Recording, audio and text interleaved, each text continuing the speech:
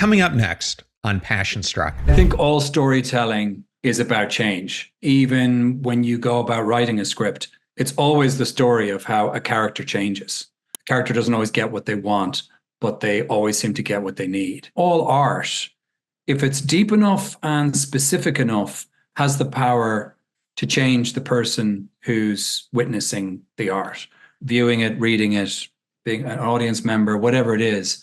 Like for me, I got sober in 1995, and I don't think it was any coincidence that the night before I was watching the Mike Leigh film Naked. And somehow I took from that this sort of idea that unless I get off this kind of roller coaster that I'm on, something bad is going to happen. And David Thewlis's character he's circling the drain in that film. He's on a helter-skelter going down, and it's like this rock bottom that he never quite hits. And it motivated me to change my life the next day.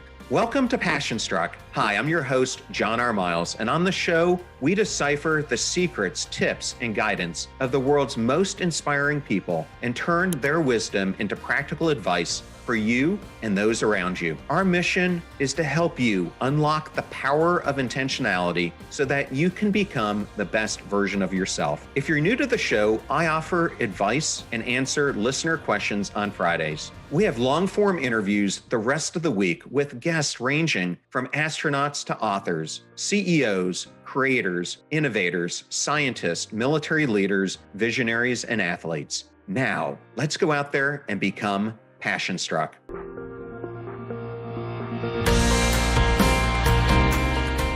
I am absolutely thrilled and honored today to have Jason O'Mara on Passion Struck. Welcome, Jason. Hi, how are you, John? Absolute privilege to be here. Thank you so much. I don't think you know this, but I have one of the top 20 podcasts in Ireland. So I am really excited to get this out to the Irish audience. I did not know that. That's amazing. There you go. Well, speaking of Ireland, I thought we could start with your backstory. You've had a very diversified and successful career in acting from stage to screen, and it's started in Ireland, it's gone to the United Kingdom, and finally the United States. What initially, though, sparked your interest and passion for acting, and how has that evolved over the years? I think earlier on, I'd had a couple of stage experiences when I was very young, and they weren't particularly positive. It's funny, I just listened to His Cultural Life with Frank Auerbach, and he describes how mind-numbingly boring most office jobs are. And he had that experience in London before he fully committed as an artist. And I think that's how I felt about school. I just was mind-numbingly bored by most of what was being taught. Not everything, but most of it. And I found it hard. Academically, I found it hard. I did okay. I actually repeated a year, my final year, because I wasn't sure what I wanted to do. And in that year, I did the school play. I did it a couple of years in a row because it was only like an annual event. And even though I'd been playing rugby and getting a lot of fun out of that, and that gave me a sort of reason to be at school. It was the school play that really got me interested. And I thought, what sort of turns me on here? What gives me joy? And all I could see was getting on stage and doing this thing with my friends and rehearsing and then having an opening night and playing characters and making an audience laugh. And that's what I want to be doing, whatever that is. That's what I want to be doing. And it was really just groping. I was set to do science in Maynooth University in the Irish Midlands at one point, and that wouldn't have been my thing at all. But I so very nearly ended up there. So thank goodness I sort of stumbled my way into theater and drama and all that stuff. So you and I had the reverse experience. I stumbled my way. I still have no idea why I did it into The Music Man. I played a character in that, and it totally proved to me that I had no business being in any more musicals after that one was over. But the other thing I found interesting is we both have a passion for rugby. I ended up playing during my university years for the Naval Academy. And rugby is just a sport that I absolutely loved and still love. I wish we played it more gracefully here in the States, because every time I go to Ireland or England or France and get to watch them play there, It's amazing the talent that you have. And in Ireland, it's crazy. You guys pack 50,000 person stadiums to watch these matches. It's pretty amazing. Yeah, yeah, it is. And it wasn't always that way because Ireland could not get a win to save our lives in the 90s. And we slowly evolved through academies and the fee-paying schools and various programs that have been introduced. I think America's biggest problem is, well, number one is the competition from football, baseball, basketball, and even soccer. So that any good athletes who are leading towards rugby gets lured away by money and college and living that athlete's lifestyle. But a few do sneak through, and there are some great American players. And I think the second challenge is the geography, the distance, like trying to pull from resources across the country. It's just you end up so spread so thin. It doesn't lend itself to that. But I think it will hit a tipping point. And the Rugby World Cup is going to be in America as a 2030, 2031, something like that. And that's going to be a major event. I think that could change things. So I'm really excited about rugby's future in the USA. Your sevens program is incredible. Perry Baker, what an athlete. No, it absolutely is. The other thing I think is interesting is I'm a big Philadelphia Eagles fan, so it's great to see a rugby player who is now starting on the team. But when I was in college, we had a number of people who were varsity football players or JV football players who went to the rugby pitch, and every single one of them quit. But it is interesting when you see the rugby players go and are able to pick up football so amazingly well. I think the big difference is we absolutely do not tackle with our heads, because that's not going to make you last very long in the sport of rugby. No, in fact, I also support Leinster, which is the region I grew up in Ireland, the eastern sort of seaboard region.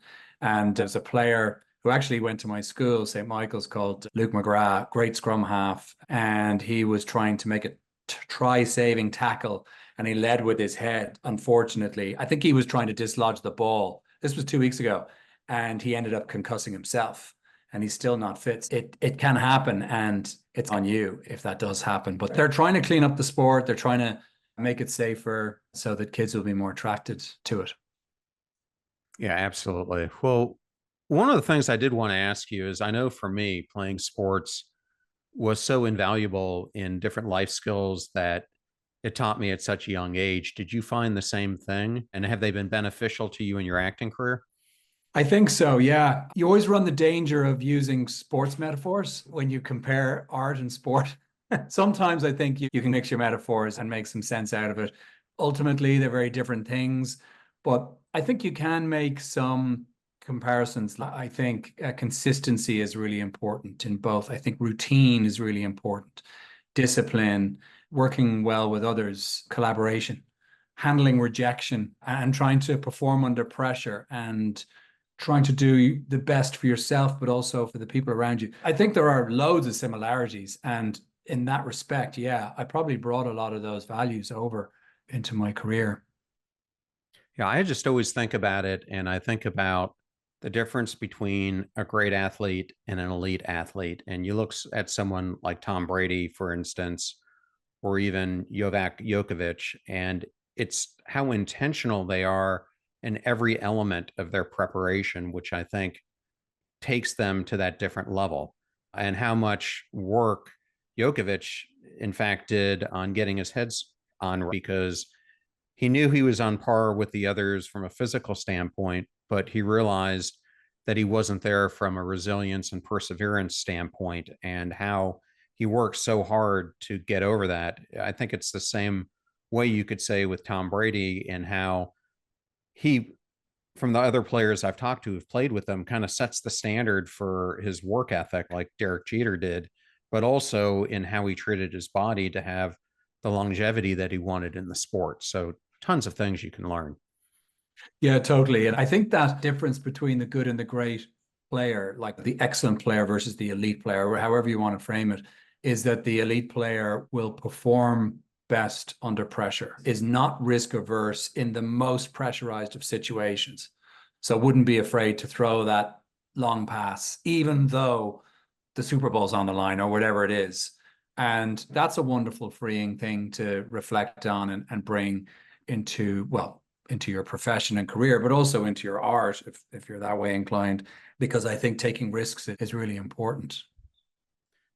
Well, it certainly is. And I've been doing a bunch of improv classes, and I can also tell you that what you're describing, that confident mind, is so important when you're doing improv or acting like you are, because if you're not confident, it's going to show right through in the people that you're acting with. And I saw just firsthand how much that and authenticity play into that when you're on there in front of a stage of any type or form. It's about positive reinforcement leading on to the next thought. It's positive thought after positive thought. It's not, the only rule of improv is don't say no. So instead you say yes, and how can I build on that? And that's fantastic. I mean, that's where all positive things should come from. Yeah, I've been lucky enough that in the classes I've been taking, and I'm now in more advanced ones, we have a few Hollywood actors who are in these courses. And what made me feel better about it, and I'm not doing long form, is that they mess up just as much as everyone else does. And it's because it's so much different from when you're acting to have to be on the spot like we are when you're doing improv is hard. no, but it's no but doubt about it. You do learn life skills. You really do. Talk about working with others and performing under pressure and allowing thoughts and ideas to come through organically. That's what it's all about. And yeah, I think everybody would benefit from improv classes personally. Well, one of the things about improv, which is going to lead me to this next question, is it's really caused me to have to learn how to get into character. But more important than that, the importance of listening to the other people that you're performing with, because they often gift you things similar to the way that you see actors naturally act out something that wasn't even in the script because they're acting to perhaps a gift or a gesture that their scene partner gives them. How do you approach this process of getting into character, and what ends up motivating you to get into certain roles that you take? Well, first of all, getting into character, what does that mean? I suppose it means dropping into something that you've already discovered or created. And so the question is then, what's that process? And honestly, the answer to that is that it varies with every project, with every character in terms of how to go about it. What's the first step? Sometimes it starts with the script, especially with a play, for example, theater. Sometimes it starts with research. It can be set in a world. Maybe it's a period world, or maybe it's an alternative universe, and you've got to go and research what kind of a world you're in, just so you can begin to figure out where to start. Sometimes it can just be as a question of playing with body language, speech, dialect, how the character stands, walks, sits, talks. Those things can be really helpful. And that's when wardrobe, costume, props, all that stuff can help transform as well. I remember being a bit flummoxed as to how I was going to play George Washington in this History Channel miniseries called Sons of Liberty. And it wasn't until the nose went on that I figured it out. And so sometimes it's that. I think, what is a character? Well, a character is a result of the work, the rehearsal, and preparation you've done to try to find this human, because you're really reenacting life. And so you're reenacting or enacting this alternative version of yourself. And he might look a bit like you, he might talk a little bit like you, but he's not you. And I think when we talk about getting into character, I think that's what that means. And Jason, I just wanted to ask you about being sober just for a second, because there have been some well-known celebrities who openly talk about how being sober has completely changed their life. When I think about it, I think of Bradley Cooper, Anne Hathaway, Drew Barrymore recently, Dax Shepard, Zac Efron, just Elle Macpherson, just to bring up a few well-known names. Looking back, do you think if you had not been sober over this time period that your life would be completely different? And if so, how? Oh, yeah. Oh, yeah. I mean, if so, how? Look, the bottom line is I don't know if I'd even be here. In fact, I'm convinced I wouldn't even be here. I've been blessed in that I had hoped to live a life beyond my wildest dreams. never thought it would be possible. And yet that's what happened, almost in spite of myself. And I think that my sobriety was key to all of that. And along with my sobriety, I developed a conscious relationship with a higher power that's still with me today.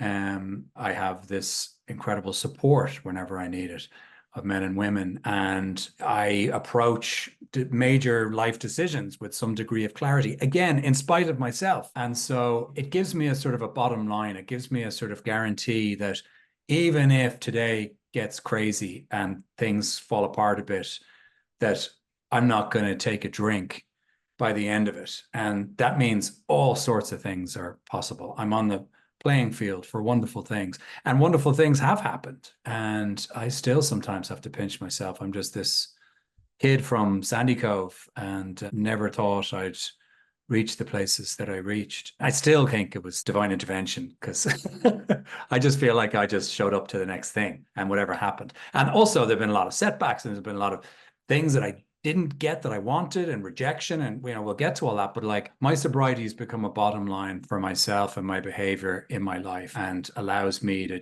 no matter how overwhelmed I get, to just take things one day at a time. They all sound like cliches, but it's because they work.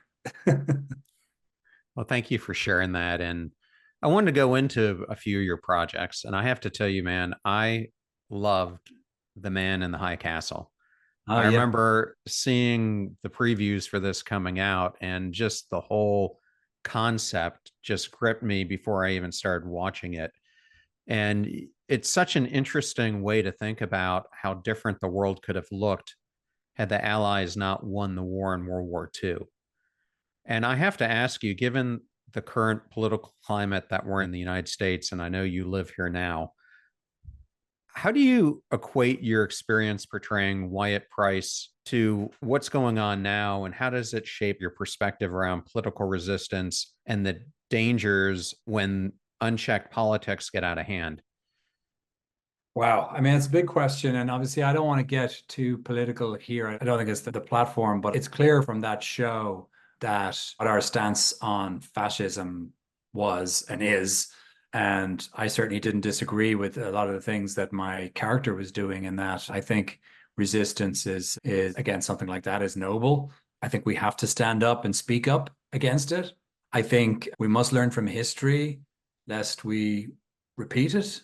And I think we can learn. There were a few things on that. I started to do some research on Berlin in the 30s. Have you ever read up on that? It's wild, like the way things happened. And it was all quite benign, and some censorship came in, and certain things were outlawed. There was control. It was scary because you can see some parallels in the way society is now and the way America can be sometimes. Yeah, I don't think the message of that show will ever get old, because I think we have to be ever vigilant for fascism and to speak up and resist it wherever it rears its ugly head. Yeah, I just think no matter what it is, there's such a fine line that once you start crossing it, it opens the door for more lines to be crossed, which opens more lines. And before you know it, you're in a completely different realm than where you started from. And that boundary keeps getting pushed. So to me, we just have to be ever cognizant of that and its impact. Exactly. So let's talk about another film project that you were in, which was Your Lucky Day, which I thought was great. And I don't mean this in a bad way, but it surprised me how much I enjoyed it. In this show, you play Captain Rutledge, and you're a character who's tangled in a dispute over a winning lottery ticket. And in this, all the characters are willing to go to great lengths for a chance at getting extreme wealth. And we've just seen this play out with a $1.3 billion Powerball ticket. How do you think this pursuit of wealth and success that the story talked about influences our human behavior, both what you saw on screen and how this projects itself off the screen? Yeah, I mean, first of all, I'm glad you enjoyed the movie. It didn't cost 156 million, I can tell you that. Maybe 156,000, I don't know. But it was low budget. Anyone who enjoys it, I just get such a kick out of that because it just shows you that if you have the right talent, create something that can make an impact. It doesn't have to be a big budget thing. And Dan Brown, the director, is like really talented, and he did such a good job, as did everybody on it. And I think the questions he's trying to ask is, yeah, I mean, it's about corruption, isn't it? It's about choices we make as human beings. And ultimately, I think it's, are we willing to exchange our humanity for, it's the ultimate Mephistopheles pact. Are we willing to exchange our humanity to for unlimited success and gain and money? And everybody would like to say that no, they would do the right thing in the moment. They would walk away from it. They would not kill. They would not behave in any other way than the way they would behave on a daily basis. And I think the question Dan's positing is no, because if you remember, the characters are very normal. I mean, Captain Rutledge is probably the least normal character out of all of them, but they're very normal characters just trying to make their way in the world. Ultimately, they are corruptible. But some of them are still likable because you're putting yourself in their shoes going, okay, well, I'd do that, but I wouldn't do that, and so on. I mean, I'd like to think that behavior wouldn't change for 156 million because the question becomes, how much is enough? What does success really mean? These are more interesting questions. How much is enough? Is 10 million enough? 100 million? How about a billion? How about 5 billion? 10, some of these multi-billionaires out there, $127 billion. I don't even know how you would write that. Like, I don't even know. I don't have a concept of that.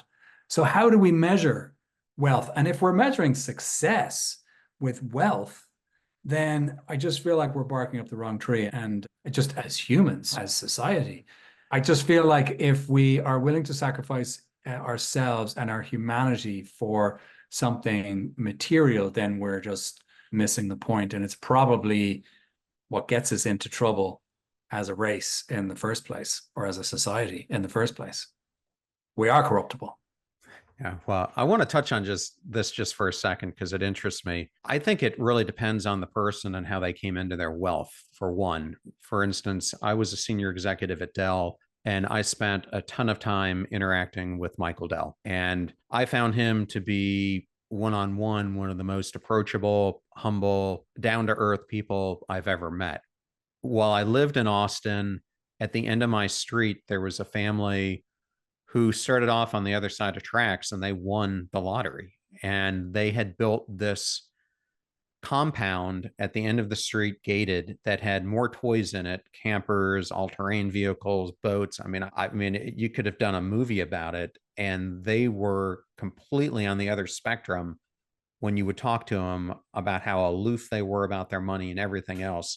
So to me, it was really interesting seeing those two different dimensions of wealth and how each person treated it completely different, and how Michael gives so much of his away through his philanthropy as well to causes he thinks are worth pursuing. Yeah, absolutely. Yeah, I'd like to look. I mean, some people might look at me and go, well, "You're like a Hollywood actor. What would you know about poverty or loss or whatever?" I've had times in my life where I've had less than nothing, times where I've had plenty. And I'd like to think that, of course, you change, your behavior changes slightly depending on whether you have money or you don't. But I do think it's possible to remain the same person. And that kind of gives me hope for society and hope for us as a race, that ultimately, because that's really where the work is, right? In terms of, we're talking about evolving ourselves and changing and all the things that you talk about on your podcast.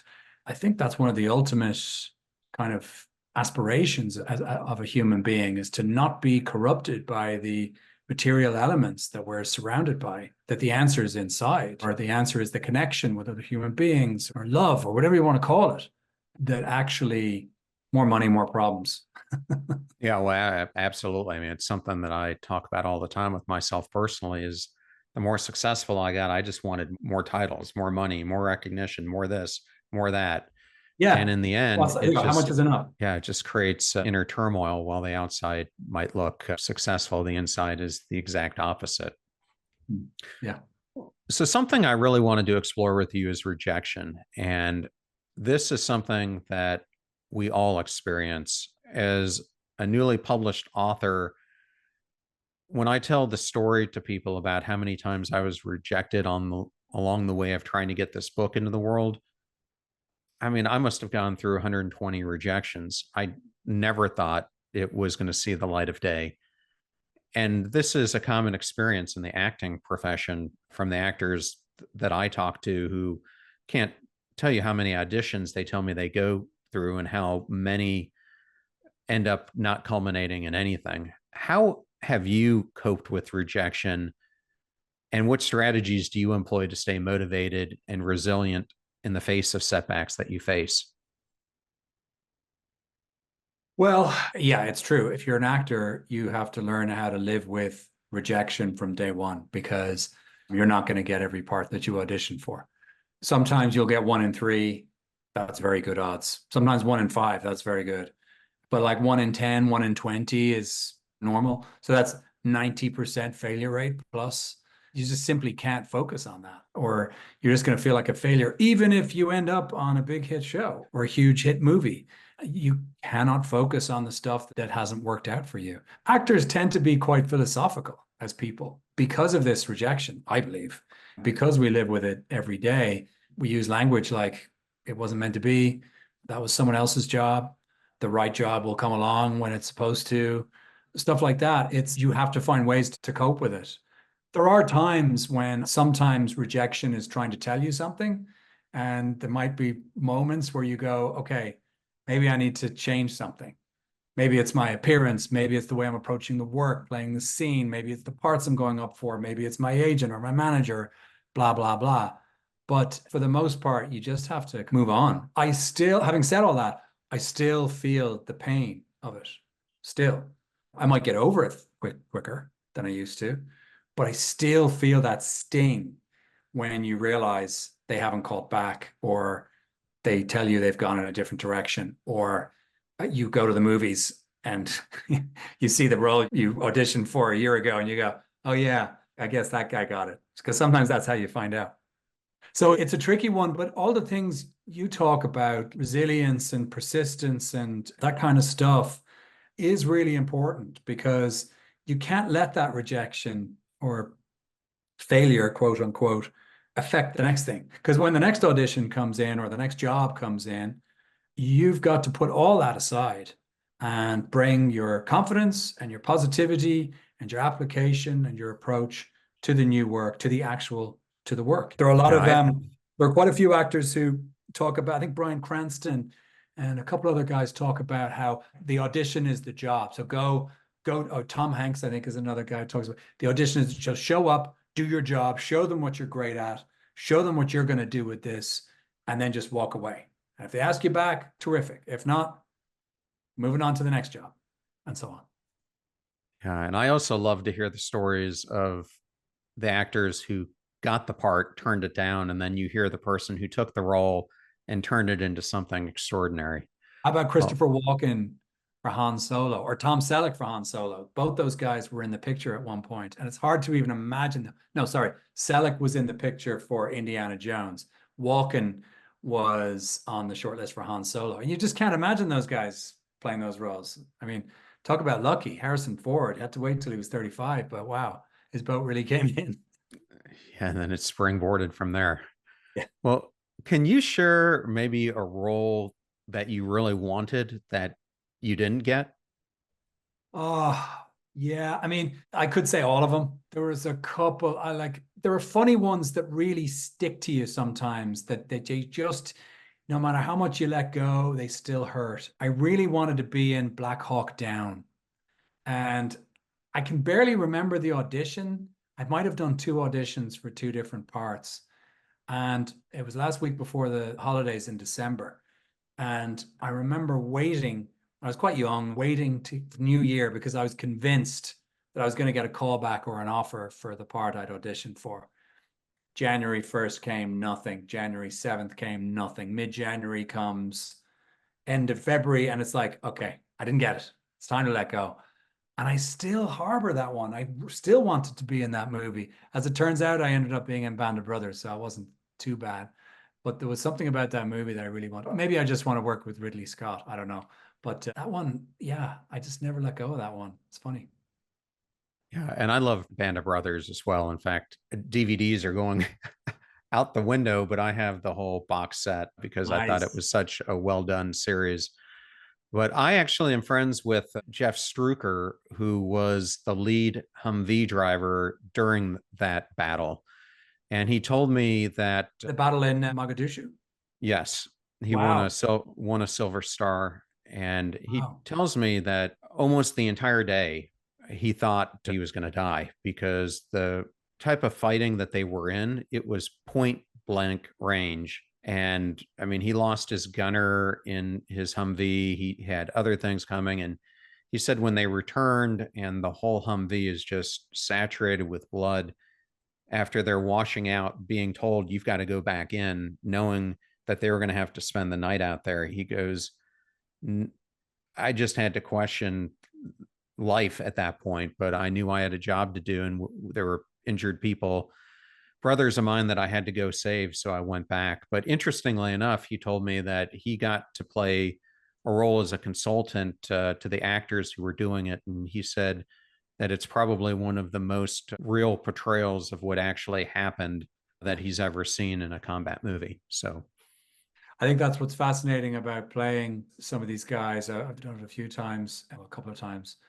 where you're playing like guys who really lived and really served and really had to live through those, I suppose you'd call them ordinary men in extraordinary circumstances.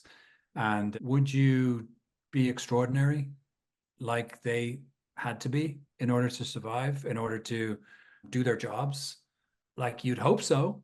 You don't know. You don't know. You don't know if you would end up being the coward in Saving Private Ryan, who just lies on the stairs and ineffectual, or would you rise to the occasion? And there is a fascination when it comes to those stories, both for the audience member and for the actor, like to live through these situations and put yourself in their shoes and what they went through. yeah, especially those Delta Force guys who put themselves down knowing that it was a suicide mission. Yeah. Jason, you have done some voice acting as well, playing a literal god, but also a superhero. You voice Batman. But I want to talk about Blood of Zeus, which has had some really significant success on Netflix and is now coming out with another season. What drew you to the role of Zeus, and how in the world do you approach bringing a mythical character like that to life? Yeah, it's a good question. And maybe it just sounds reductive or maybe it just sounds odd, but for me, it started with physicality. I was like, how do I, and I actually auditioned for Zeus. I didn't audition for Batman, but I auditioned for Zeus and was actually in my car because my son was playing football. It was an away game. So got to somewhere near, I don't know, Pasadena, some high school. And I was like, oh God, I've got to get this voiceover audition in. And I recorded it on my phone. And the phones are so good now, sometimes you can't tell the difference between a professional or semi-professional mic setup and a phone. That's how good they are. But I recorded on my phone and it must have sounded okay because I got the job, but I had to imagine his physicality. And I think physical is where I always start actually with every character, even if it's voice work. So you try and find that and then a voice to match that. And then for Zeus, Jeremy Irons kept coming to mind, and well, not him as the actor, but some of the roles he's played, and I don't know why that is because he doesn't sound like I don't sound like Jeremy Irons, but it's just that kind of stoic, high status. He's very clear. He's in his power. He doesn't suffer fools. He's very kind of cut and dry, and that really helps with that voice. And then, of course, and what I like to do with, if I'm permitted to, in the character and in the story, is find strength and vulnerability in the character and try to commit to both of those. Because I think I try to show some degree of vulnerability in my own life, while I also realize it's important sometimes to be strong, but not in the way you'd think. So yeah, just trying to find some kind of depth, and the voice somehow comes out of that. I don't know if that makes sense. Well, thank you for sharing that. And I was just wondering, is there anything more that you can share about this upcoming season, or are you sworn to secrecy? I am sworn to secrecy, but the trailer's out. You can take a look at that. First season was received really well. The problem was that 3 years has gone by, because it takes a long time to make these animated series. Yeah, we're just hoping everybody tunes in with the same enthusiasm as they tuned in with for season 1, or even more people, hopefully, because over that intervening period, more people have discovered the shows. So hopefully there'll be some growth there and we can keep making the series and maybe even get a season 3. So yeah, I can't share any specifics, but it looks fantastic from what I've seen in the trailer. It just looks gorgeous as always. And production values are super high. The music, the art, the animation, and the performances, just sometimes just things align. It's really hard in animation to make things align because everything is so disparate and it takes such a large amount of time, so many people involved. It's really a miracle when something comes together like that so well. Yeah, Jason, thank you for sharing that. The last thing I just wanted you to talk about is, just as passionate as you are about your acting, you're also passionate about your philanthropic work, and you've been an ambassador for an organization called Movember since 2015. And you've spoken passionately about their mission to address men's health issues and mental health. Can you share just a little bit for the audience what Movember is, what initially drew you to become involved, and why you continue to support the cause? So Movember is a global charity organization which is committed to changing the face of men's health. How do they do that? Well, it's explained to me is threefold. There's prostate cancer in men, obviously. There's a lot of messaging around that and a lot of research and resources going into that. There's mental health and suicide, which is another sort of aspect to it.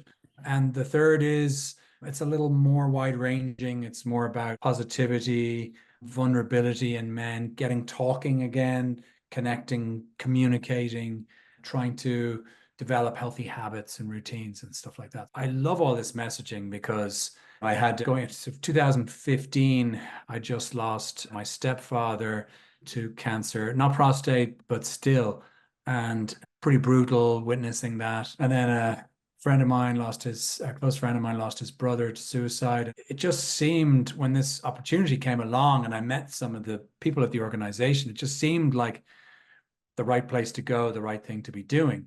I love and everyone there, by the way, they're lovely people, great to get along with, and steadfast in their mission and their approach. And I believe that they're for all the right reasons. But I also love this idea of this, I think I mentioned it before, that men can be vulnerable, and that can also be a sign of strength, that we are stronger when we connect. And they say that the opposite of addiction is connection. And I love that. It's such an unexpected thing, but to me, it rings true, that the more we connect and communicate, men and women, the stronger we are. I think there's a sort of societal pressure that comes from subconscious, what's the word?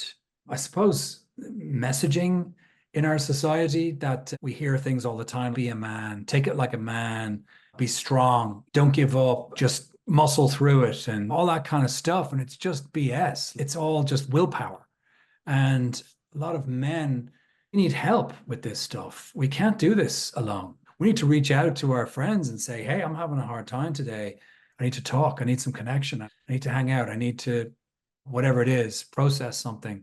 And we have to normalize this kind of language so that we stop using all this crap, be a man and all that stuff, all the pressure that comes with that. It doesn't help.